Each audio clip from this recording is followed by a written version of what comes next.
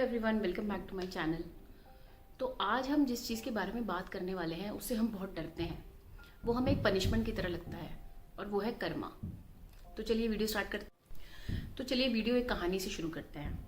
एक अमीर व्यापारी होते हैं जो लोगों की मदद करना चाहते हैं और इस वजह से वो हर रोज़ अपनी बालकनी से ज़रूरत का सामान फेंकते हैं और वहाँ पर काफ़ी लोग इकट्ठे हो जाते हैं और उस सामान को ले जाते हैं।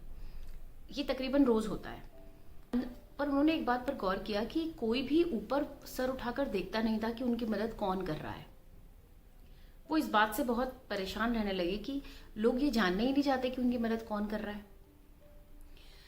वो एक ऋषि के पास जाते हैं और उनसे कहते हैं कि मेरे दुख का कारण ये है कि कोई नहीं जानना चाहता कि कौन उनकी मदद कर रहा है, वो मुझे क्यों नहीं पहचानते। ऋषि उन्हें कहते हैं कि आप जाना और कल से आप पत्थर फेंकने लगना।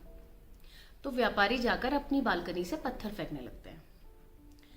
जैसे वो पत्थर फेंकने लगते हैं सब लोग ऊपर देखते हैं और उन्हें खूब भला बुरा कहते हैं। व्यापारी ऋषि के पास वापस जाते हैं और उन्हें बताते हैं कि किस तरह से सब लोग उन्हें भला बुरा कहने लगे, आपने मुझे ऐसा करने को क्यों कहा। इस पर ऋषि कहते हैं कि जिस तरह से जब तुमने पत्थर फेंके तब उन्होंने तुम्हें देखा, इसी तरह से जब हम पर कष्ट आता है तभी हम भगवान को याद करते हैं। भगवान हमारे ऊपर पत्थर नहीं फेंकते, वो तो हमेशा हमारा ध्यान ही रखते हैं। बट हमारे ऊपर जब भी मुसीबत आती है बस हम तभी उन्हें याद करते हैं और अच्छे समय में उन्हें बड़े आराम से भूल जाते हैं। पर एक चीज है जो हमेशा काम कर रही होती है और वो है लॉ ऑफ कर्मा। ये एक ऐसी चीज है जो एक रिकॉर्ड की तरह होती है। चलिए दूसरी कहानी की तरफ चलते हैं। एक व्यापारी होते हैं और वो एक बुद्धिस्ट मॉन्क के पास जाते हैं। उनसे कहते हैं कि मैं आपके लिए एक बहुत सारे अंगूर लेकर आया हूँ, क्योंकि मैं आपको हमेशा देखता हूँ, आप मेरे लिए यहाँ पर दरवाज़ा खोलते हैं और मुझे यहाँ की सारी चीज़ें समझाते हैं, तो मैं इस वजह से बहुत खुश हूँ और मैं आपको ये सारे ग्रेप्स देना चाहता हूँ। उनके सुनकर बहुत खुश होते हैं। वो अंदर जाते हैं और अपने गुरु को बताते हैं कि किस तरह से वो व्यापारी उन्हें ये देकर गए हैं। गुरु कहते हैं कि तुम ये अपने जो तुम्हारे भाई हैं जिनकी तबीयत ठीक नहीं है उनको दे दो। वो खुशी खुशी उन्हें वो दे देते हैं। जब उनके भाई को ये अंगूर मिलते हैं तो वो अपने जो खाना बनाते हैं उनको ये दे देते हैं, क्योंकि वो सोचते हैं कि ये सबके लिए खाना बनाते हैं, सबकी सेवा करते हैं, तो इन्हें ये मिलना चाहिए। जो खाना बनाते हैं वो मॉन्क ये वहाँ के पुजारी को दे देते हैं।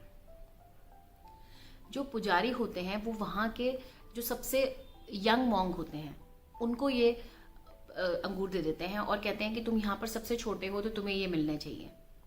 और जो सबसे छोटे मॉन्क होते हैं, जो उम्र में सबसे छोटे होते हैं, वो ये अंगूर जाकर जो गेट पर मॉन्क होते हैं उन्हें दे देते हैं, ये सोचकर कि ये सारा दिन यहाँ पर सबको मार्गदर्शन देते हैं, सबको बताते हैं कि अंदर कैसे कैसे चीज़ें होती हैं, तो ये इन्हीं को मिलना चाहिए। ये एक कहानी है जो हमें ये सिखाती है कि कर्म हम करते हैं वो हमारे पास वापस आ जाता है। अगर आप अच्छा कर्म करते हैं तो वो भी आपके पास लौट कर आ जाएगा, और अगर आप बुरा कर्म करते हैं तो वो भी आपके पास लौट कर जरूर आएगा। तीसरी कहानी है शंकर पिल्लई की। ये कहानी मैंने ली है सदगुरु जी की किताब से, लॉ ऑफ कर्मा। शंकर पिल्लई अपनी वाइफ के साथ एक छुट्टी मनाने एक आइलैंड पर जाते हैं। वहां पर उनकी नाव डूब जाती है और वो दोनों आइलैंड पर अकेले रह जाते हैं। शंकर पिल्लई की वाइफ घबरा जाती हैं कि अब हम क्या करेंगे, हम यहाँ फंस गए हैं। शंकर पिल्लई कहते हैं कि तुम घबराओ मत, हमें कुछ नहीं होगा। उनकी वाइफ पूछती है कि आप इतने विश्वास से कैसे कह सकते हैं कि हमें कुछ नहीं होगा। शंकर पिल्लई कहते हैं कि जब मैंने पहली बार लोन लिया तो मैंने उसमें से कुछ रकम लौटाई, बाकी मैंने अपने पास रख ली, उससे मैंने एक नया बिजनेस शुरू किया। पर लोन वालों ने मुझे ढूंढ लिया। उसके बाद जब मैंने नया बिजनेस शुरू किया वहां पर मैंने कुछ लोगों के पैसे नहीं लौटाए, फिर उन्होंने भी मुझे अगले बिजनेस में ढूंढ लिया। तो तुम चिंता मत करो, हमें यहाँ पर कुछ नहीं होगा, क्योंकि वो मुझे ढूंढते हुए यहाँ भी आ जाएंगे, क्योंकि ये जो बोट मैंने खरीदी थी ये भी उसी लोन के पैसे से थी। इसी तरह से कर्मा भी होता है, वो आपको ढूंढ ही लेता है। बुद्धिस्ट मॉन्क होते हैं जो उम्र में थोड़े बुजुर्ग होते हैं, और दूसरे जो होते हैं वो कम आयु के होते हैं। जो वृद्ध मॉन्क होते हैं वो सपने में ये देखते हैं कि जो यंग मॉन्क हैं उनकी डेथ हो जाएगी आज से 8वें दिन पर। अगले दिन यंग मॉन्क से कहते हैं कि तुम अपने घर चले जाओ, तुम 7 दिन की छुट्टी लो और अपने घर चले जाओ, तुम्हें 8वें दिन जरूर वापस आना है। मॉन्क ये सुनकर खुश हो जाते हैं और वो कहते हैं ठीक है, मैं 8वें दिन वापस आ जाऊंगा। वो एक नदी पार कर रहे होते हैं, वहां पर वो देखते हैं कि चींटियों का एक पहाड़ बना हुआ है। वो नदी के किनारे बना होता है और वो देखते हैं कि सब चींटियों की जान चली जाएगी। तो वो क्या करते हैं, वो कुछ ऐसी व्यवस्था कर देते हैं कि चींटियों की जान बच जाती है। वो अपने घर, यंग मॉन्क अपने घर चले जाते हैं और 8वें दिन वृद्ध मॉन्क के पास वापस आ जाते हैं। वृद्ध मॉन्क की देखकर हैरान हो जाते हैं कि यंग मॉन्क अभी भी जीवित हैं। वो अंदर ही अंदर खुश होते हैं, लेकिन वो जानना चाहते थे कि इसके पीछे रहस्य क्या है। वृद्ध मॉन्क यंग मॉन्क से पूछते हैं कि तुमने क्या किया है पिछले 7 दिनों में। तो वो बताते हैं कि मैंने इस तरह से मदद। तब वृद्ध मॉन्क समझ जाते हैं कि उनके उस कर्मा की वजह से उनकी जान बची है।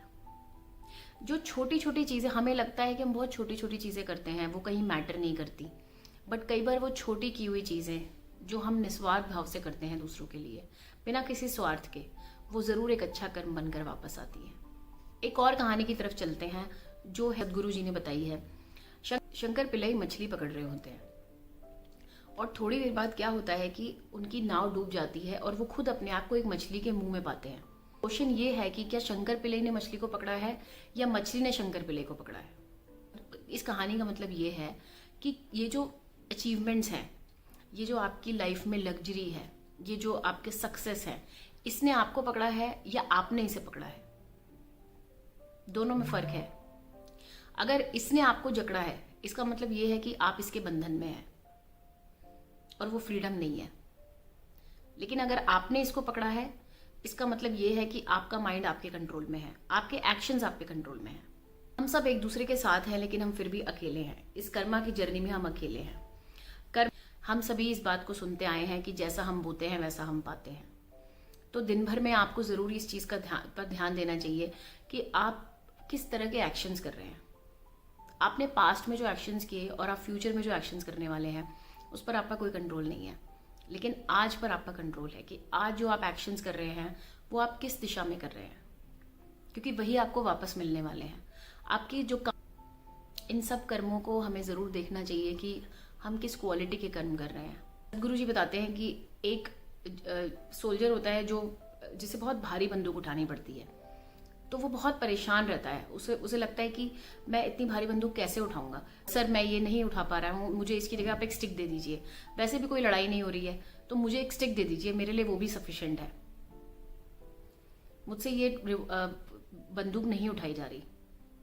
इस पर सीनियर जवान से कहते हैं कि ये बंदूक तुम्हारी लाइफ का पार्ट है, क्योंकि तुम अब एक सोल्जर हो। ये बंदूक तुम्हारी लाइफ की रियलिटी है और तुम्हें इसे अपनी लाइफ का पार्ट बनाना है। उस दिन के बाद चाहे कोई भी मुसीबत आई हो, उस दिन के बाद उस जवान ने कभी भी वो बंदूक नहीं छोड़ी। बाकी लोग उसे उठाते या ना उठाते, बट उस जवान ने उस बंदूक को अपनी लाइफ का पार्ट बना लिया। उसने खुशी से, गर्व से उसे अपने लाइफ का पार्ट बना लिया। यही हमारे साथ है। हम जिन चीजों से बहुत परेशान रहते हैं क्योंकि हमें एक्सेप्टेंस नहीं आता, हम एक्सेप्ट नहीं कर पाते अपनी रियलिटी को, पर जैसे ही हम ये समझ लेते हैं कि ये हमारी लाइफ का पार्ट है, वैसे ही हमारे दिमाग से सारा बोझ उतर जाता है। फॉर एग्जाम्पल, हमने अपने दिमाग पर कई अननेसेसरी बोझ रखे होते हैं। कंपटीशन, दूसरों से अच्छा लगना, दूसरों को पॉइंट प्रूव करके दिखाना कि आप कितने समझदार हैं, ये सब अननेसेसरी बोझ हैं जो आपने अपने दिमाग पर रखे हैं। आपको सिर्फ इन्हें उतार कर साइड रखना है and you will be happy. It's that simple. तो ये नॉलेज थी जो मैंने कई किताबों से सीखी और ये मैं आपके साथ आज शेयर करना चाहती थी। तो चलिए इसी नोट के साथ ये वीडियो यहीं पर खत्म करती हूँ। आई होप आपको मेरा वीडियो पसंद आया होगा। अगर आपको मेरा वीडियो पसंद आया तो इसे प्लीज़ लाइक शेयर ज़रूर करें, मेरा चैनल ज़रूर सब्सक्राइब करें और इस यूट्यूब फैमिली का पार्ट बने। Thank you so much for your time.